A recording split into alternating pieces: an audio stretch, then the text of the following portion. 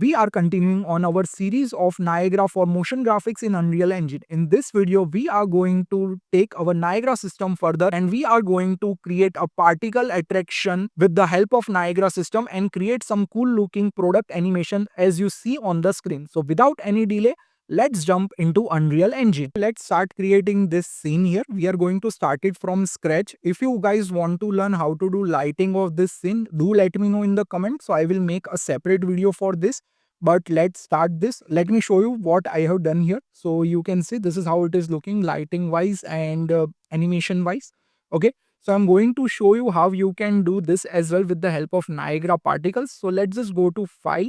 Let's just go to new level here and I'm going to create a blank basic level. And now you can see we are seeing something like this. Okay. Right now we are going to do the same lighting, but later on you can change the lighting as well. So what we are going to do, we are going to go to content drawer here and I am going to import a Niagara particle system which Epic Game provides us. So you can use it easily for your animation, for your motion graphics. So let me show you how you can load the content examples in. Let's just go to content drawer and let's just click on Fab here. And now what you need to do, you need to go here and just search for content example. So let's just type content example and let's just press enter here. And here is the first scene which we are going to create. So just create a project here by adding it to your library and create a new project. After doing that, open this scene here. So let me show you. I have opened the scene here. So let me just open it for you.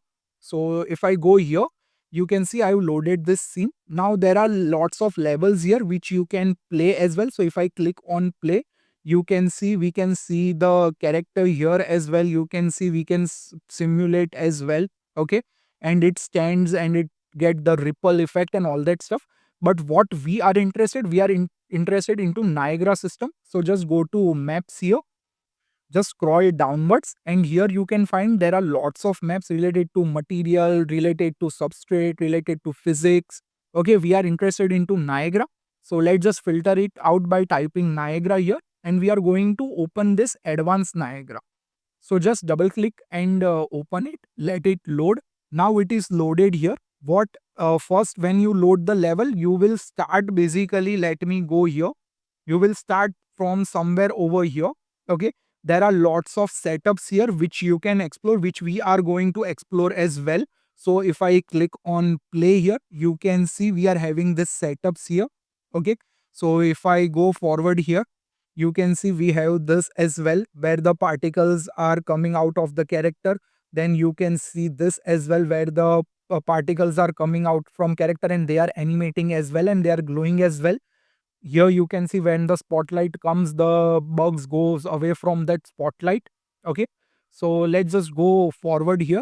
And if I hold shift and press the W key, we are interested here, which is the PBD part, position based dynamics. So let's just press the escape key.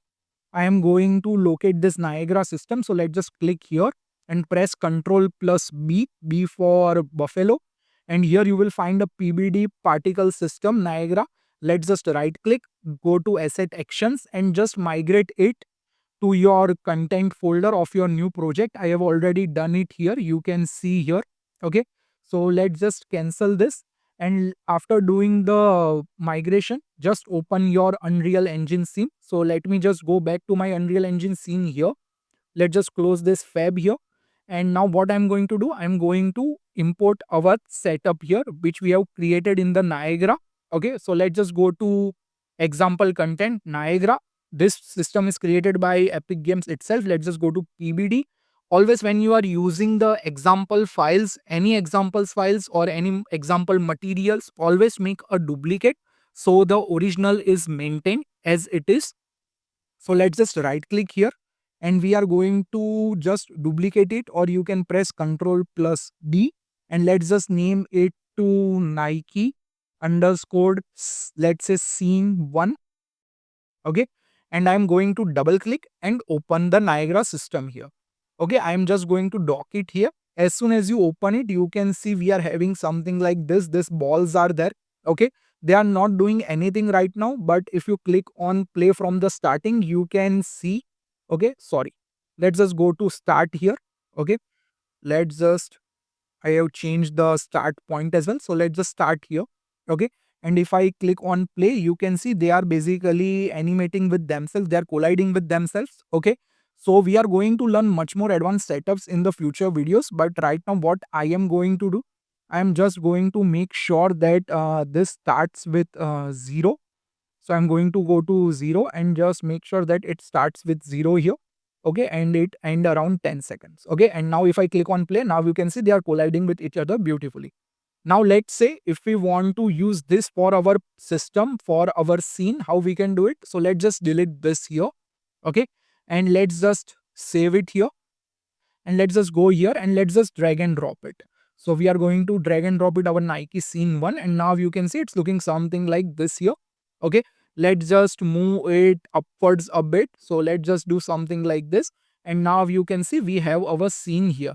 Okay, now my gizmos are not working. This is a weird bug which I'm facing from the last 3 versions itself. So let me just quickly restart and get back to you guys. Gizmos are back now, and now you can see if I move it here, you can see this is how they are basically getting animated and colliding with each other. Now let's just import our shoe here, which we are going to use. You can import any of your project, basically any of your model that you want here. I'm going to import my shoe here. So I'm just going to go to models Nike, and I'm just going to import my shoe here as well. Okay, I need to resize it because I know I need to make it around 50 here. And as soon as I do it, you can see it's here. And if I move it here, and if I rotate it something like this here, okay, let's just do something like this, and now you can see they are getting beautifully animated with our basically they are colliding with our mesh here beautifully. Okay, and now you can see it's working something like this here. Okay, let's just quickly apply a material that I have created here. Okay, so let's just go to content drawer, and I'm going to drag and drop this material here, and now you can see we have our shoe here. Okay, and they are getting animated, but we are going to make it much more better here. Okay, so let's just open our particle system. So let's just go to Nike scene 1. Let's just open this, and now I want to see the grid here. So what we are going to do, we are going to enable this, and as soon as I do it, you can see this is the grid, and in this grid they are basically getting animated and collided with each other, these particles. Okay, so let's just make the shoe a little bit shorter here in the scale. So let's just do something like this. Okay, and now you can see it's looking good, but the particles are way too big. So we need to make them small as well, and we need our bigger grid so we can add lots more particles in this scene. So it's easy to do. Just go here. You will find the initialize neighbor grid here, and let's just make our grid bigger. So let's just go for 500 by 500 by 500. And now you can see we have made this bigger. Let's just compile and save. Okay, let's just go here, and now you can see we have this grid which is lot bigger, and let's just press the R key, and let's just make the shoe a bit bigger here. Okay, and this is looking nice. Now what you can do, you can add more particles here. So let's just uh, disable this spawn burst instantaneous, and we are going to use our own system here. So we are going to click on the emitter update, and let's just add a spawn rate. Okay, right now there are 0 particles. We are going to add 10 particles, and now you can see 10 particles are spawning each second here. So if I go here, you can see there are lots of particles that are spawning here on our shoe here. Okay, and if I make it bigger, you can see they are basically spawning on each other here and colliding with our shoe. Now in order to make the diameter bigger, I have taught you before as well in my Niagara videos, go to shape location and make sure that your sphere radius is bigger. So let's just do 400, and now you can see our sphere radius is bigger. So now you can see they are colliding beautifully with our shoe here, but right now they are way too big. Okay, so we need to make sure that spheres are smaller here. Okay, so let's just go to Nike scene here. Let's just go to mesh render. If you remember, it's in the meshes here. Okay, if I open this, you will find the scale here. So let's just do, let's say, zero point 0.4 by 0.4 by 0.4 here. And now you can see the particles are lot smaller here. So let's just go back here again. And now you can see we are seeing something like this here. Okay, we can make our shoe bigger as well. but I think I will make my particles bigger, somewhat like 0.5 by 0.5 by 0.5. Okay, and if I save it here again, now you can see the result as well. Okay, let's just make our shoe a bit smaller here as well. Okay, and I'm not going to see the grid here. Okay, so I'm just going to hide my grid now. So let's just go here and hide the grid as well.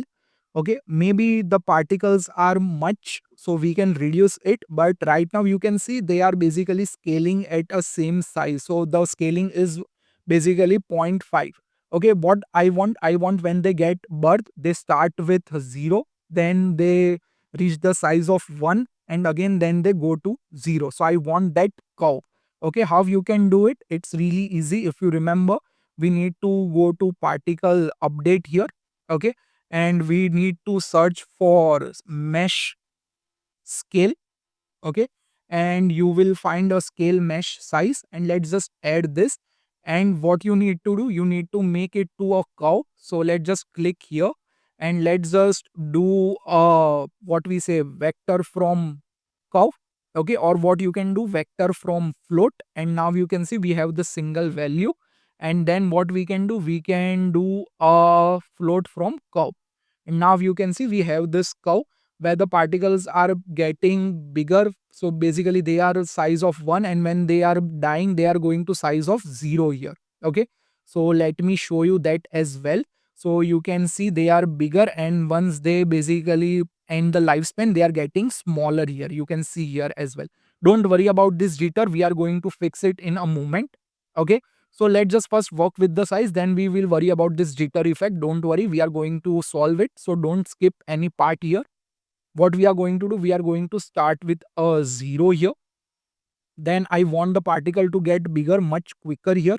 So I'm going to go to 0.3 here, and I'm going to make sure the size is 1. Okay, so you can see the sharp curve, and then around 0.7 maybe, they are getting the size of 0. Okay, now press Ctrl A, select all the points and press the 1 key, so we get the smooth curve here. Okay, so now you can see the result. So let's just save it here, and now you can see we are getting this result here. This is looking nice now. Okay, now let's just work on this jitter which we are getting. So it's really easy. Just go to your this collision radius here, and make sure that the radius is smaller here. So let's just do maybe 1 by 1 by 1. So you will see that jitter is not happening that much now, and the particles are beautifully colliding here. Okay, so you can do much more things here as well. What you can do, you can just go to point attraction force and just reduce the strength here, so it attracts more. Okay, so you can see they are attracting more here as well, and if I go here, you can see they are attracted more. Okay, now what you can do, you can increase the quality of the collision as well, of the grid as well. Just click on the initialize grid, and here you can see the maximum neighbor per cell. So it's like a grid here. The higher the grid, the better the collision it will get, and better the result you will get. So let's just do 250 here. Okay, you can go up to 400 as well, depending on your GPU. Okay, so let's just go here, and yeah, it's using the Niagara GPU, not CPU. Okay, so if I go here now, you can see it's looking beautiful here. Okay, now what I can do, I can go here, I can now play with my what we say lifetime as well. Okay, one more thing, you can go to collision, and what you can do, you can basically play with the restitution as well. So if you feel that you are getting lot bounce here, okay, the bounce effect is much here, you can reduce this restitution, and you will get a much lower bounce rate. Okay, so they will not bounce that much now, you can see here. Okay, so they are not bouncing, and they are basically colliding with each other, and they are not bouncing that much. Okay, so you can do this as well here. Okay, so let's just keep it to maybe zero point 0.4 here. Okay, so let's just keep it to 0.4 here as well. And now you can see the result here. So let's just save this out. And now if I go here, you can see it's looking something like this. And if I create a camera, so let's just quickly create a camera here. I am just going to click here. Okay, I'm going to just going to click here and quickly create a camera, Cine Camera Actor. Okay, and I'm going to quickly change it to film, and I'm going to make sure it's a vertical. Okay, so 24, and now you can see the result here as well. So let's just go to cinema camera. Okay, and I'm going to increase my focal length to, let's say, 80. Okay, and now you can see the result here as well. Okay, let's just reduce our camera speed. Okay, and let's just do something like this here. Okay, and let's just focus it on our shoe here. Okay, now you can see the result. Okay, so this is looking nice. Now what you can do, you can change the material as well. Okay, and lifetime as well. So let's just first change the material. So just go to mesh render here. Okay, and override material, and we need to add a particle color material here. So how you can do it, it's really easy. You need to quickly create a material here. Okay, so let's just go to materials, right click, create a new material, name it to m underscore particle color 1. Okay, I have already created it, so I am going to name it to 1. And here right click and type the particle color and press enter, and let's just connect this to our base color. So now you can apply the gradient color from the particle color itself. Okay, so now what you need to do, you need to go here and replace your material here. Okay, and now you can see we are having this white color here. Okay, white particle color, and now we are going to replace this here. Okay, so let's just replace this as well. Okay, before doing that, let me show you what I am talking about. So if I go here, right now you can see there is a white color. So if I go to my, what we say, initialize particle, you can see here, if I see here, you can see the color mode here. Let's just set it to direct set, and let's just change the color. So now you will see we are changing the color as well. Okay, so if I go for this pink color, you can see we are getting this color here. Okay, so let's just cancel this, and let's just add our color. So let's just go to particle update, and let's just type color here, and you will find the color here, and let's just do a color from curve. So we get this gradient, beautiful gradient, and let's just make the opacity to 1 here. And now you can see we are having this white to white. So let's just change the color here to, let's say, something like this. Okay, and let's just press OK. You can add one more color. You can go for complementary colors here. Okay, let's just do something like this, and we can add one more color here, and maybe let's just go for the green. So I'm just showing you the method. Okay, you can do the color yourself, and you can see the result here as well.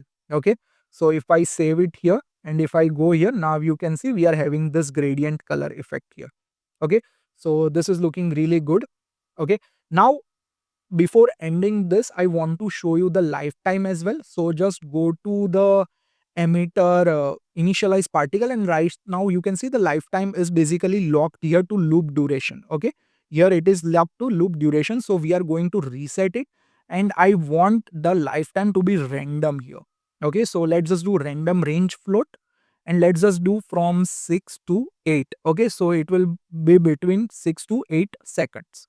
Okay, now you can see the result. This is looking nice, but the only thing that is missing are the shadows. So if you look closely, we are not getting the shadow effect. Okay, so if I move my shoe here, you can see they are basically getting animated here, which is a nice thing.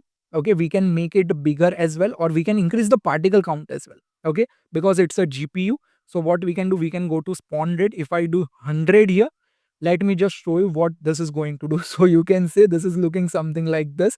Okay, and if I take my shoe now, something like this, you can say it's looking really good. Okay, but let's just don't take this too much. Let's just do 15 maybe. Okay, and yeah, this is looking nice. Okay, so yeah, this is looking much better. Maybe we can increase the particle scale as well. So let's just go to mesh render, maybe go for 0.65. Depending on your scene, you can play with the values as well. Not an issue in that as well. And now you can see the result. Okay, we are not getting the shadows. So in order to get the shadows of your particles, just click here.